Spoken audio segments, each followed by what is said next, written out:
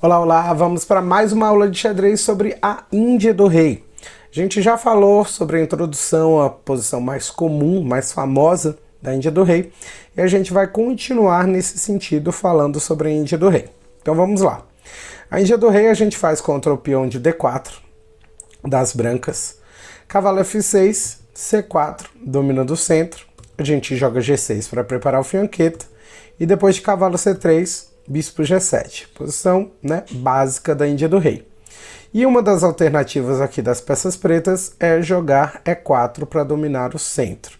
A gente joga D6, ficamos com as peças mais desenvolvidas, mas o branco fica com o centro do tabuleiro, né? Então agora o desenvolvimento das brancas pode continuar com cavalo F3. Depois de cavalo F3, roque, bispo E2 preparando o roque das brancas e eu jogo imediatamente E5, já para lutar pelo centro do tabuleiro. Roque das brancas, cavalo C6, lembrando que cavalo A6 é possível para lutar pela jogada C5, mas vou jogar o mais comum, cavalo C6, e agora tem algumas opções que podem ser. Primeiro, posso jogar bispo E3 aqui de brancas, ou posso jogar D5.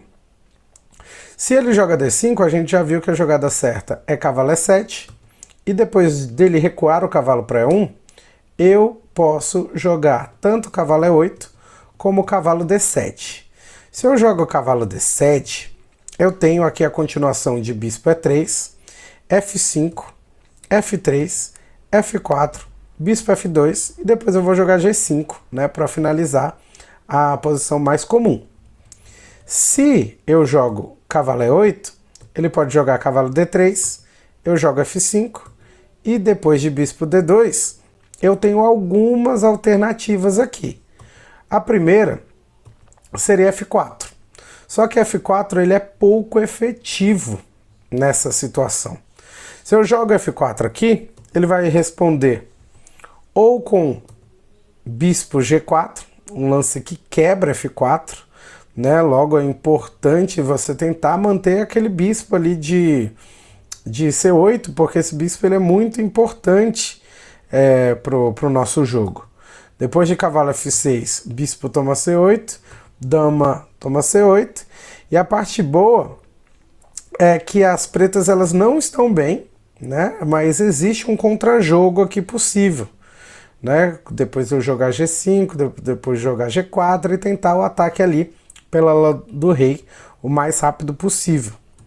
Mas aqui, se eu jogasse, por exemplo, bispo G4, se ele joga bispo G4 me quebra, mas se ele joga F3, eu posso continuar com cavalo F6, depois de torre C1 G5, depois de B4 H5, ele pode jogar A4 descendo com tudo pela ala da dama, eu jogo G4, continuo o ataque pelo mesmo lado, H3 eu jogo G3, e depois de A5, cavalo G6.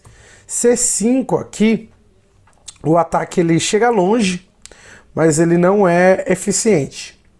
Quando eu capturo com bispo H3, G toma H3, dama D7, rei G2, cavalo G4 cheque, rei G1, dama toma H3. E assim, funciona o ataque para as pretas.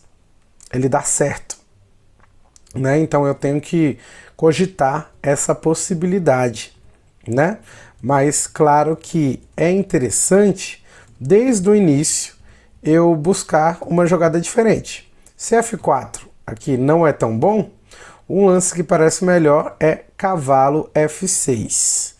Cavalo F6 é mais interessante porque ele pode jogar E toma F5, e que eu sempre vou capturar com G toma F5, por padrão, essa jogada. Mas, se ele joga F3, aqui eu tenho o meu desenvolvimento do peão de G possível, Eu vou jogar G5, depois vou jogar G4, vou tentar chegar lá em G3. Nessa hora, eu tenho outras possibilidades também. Vamos voltar. Quando eu jogo bispo E3, né, a jogada que era considerada a melhor para o Bob Fischer, ele falava que era torre E8. Por que ele gostava dessa jogada? Com torre E8, as brancas podem jogar em D5 e as pretas elas têm duas possibilidades, ou cavalo E7 ou cavalo D4. Se cavalo D4, cavalo toma D4, toma D4, bispo toma D4, cavalo toma E4, bispo toma G7, rei toma G7, cavalo toma E4 e torre toma E4.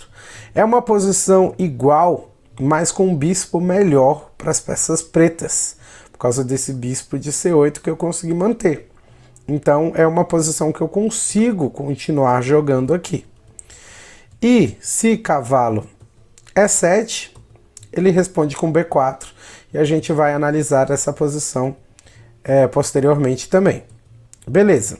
A jogada preferida do Fischer era a torre E8, mas também tem a jogada cavalo G4, que é interessante, atacando o bispo ali de E3, e também temos a jogada cavalo D7.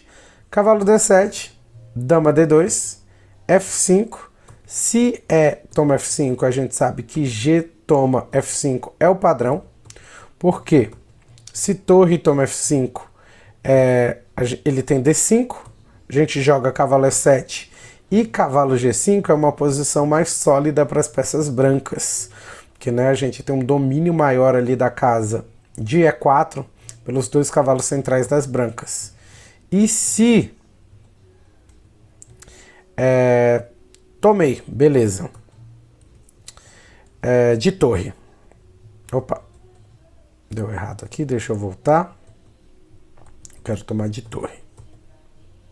Isso, tomei de torre, F5, D5, cavalo E7, cavalo G5, né? Eu também tenho uma possibilidade aqui, não, isso, depois de G5 aqui, ó. Depois de G5 de padrão, D toma E5 e D toma E5 é o final dessa posição. Seguindo o padrão correto aqui das capturas para não deixar uma posição sólida demais para as peças brancas.